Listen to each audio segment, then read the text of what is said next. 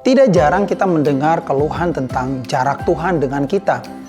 Tuhan itu terlalu kudus, terlalu banyak syaratnya untuk kita dekat dengan Tuhan. Kalau sedang butuh pertolongan Tuhan, kita jadi mengurungkan niat untuk sekedar mengingatnya, memanggil namanya, dan mencari Tuhan. Karena Tuhan itu ada di satu tempat yang jauh dan kudus. Sehingga kita beranggapan bahwa sebagai orang berdosa dan tidak hidup dalam kekudusan adalah satu kemustahilan bagi kita untuk bisa terhubung dengan Tuhan. Padahal kebenarannya ada di Alkitab, yaitu di Yesaya 59 ayat 1 dan 2. Sesungguhnya tangan Tuhan tidak kurang panjang untuk menyelamatkan, dan pendengarannya tidak kurang tajam untuk mendengar. Tetapi yang merupakan pemisah antara kamu dan Allahmu ialah segala kejahatanmu, dan yang membuat dia menyembunyikan diri terhadap kamu sehingga ia tidak mendengar ialah dosamu. Jadi ternyata yang menjadi jarak pemisah antara kita dengan Tuhan gak lain adalah dosa dan kejahatan kita sendiri. Juga karena dosa kita lah sehingga akhirnya kita menjadi tidak dapat melihat Tuhan dan mengklaim janji dan firman-Nya. Lalu bagaimana supaya kita bisa mendekat kepada Tuhan?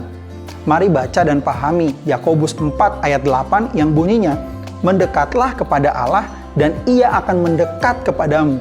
Tahirkanlah tanganmu, hai orang-orang berdosa, dan sucikanlah hatimu, hai kamu yang mendua hati.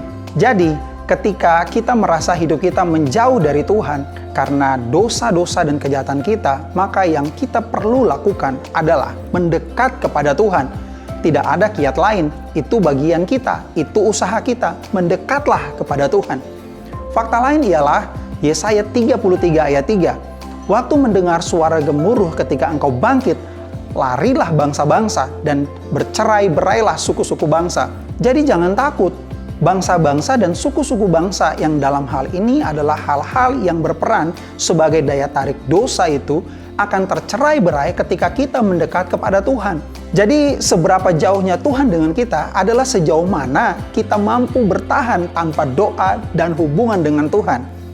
Pada akhirnya saudaraku, jika doa adalah nafas hidup orang percaya, maka tidak mungkin bagi kita untuk hidup tanpa bernafas. Mari mendekatlah kepada Tuhan dan mulailah berdoa. Tuhan memberkati.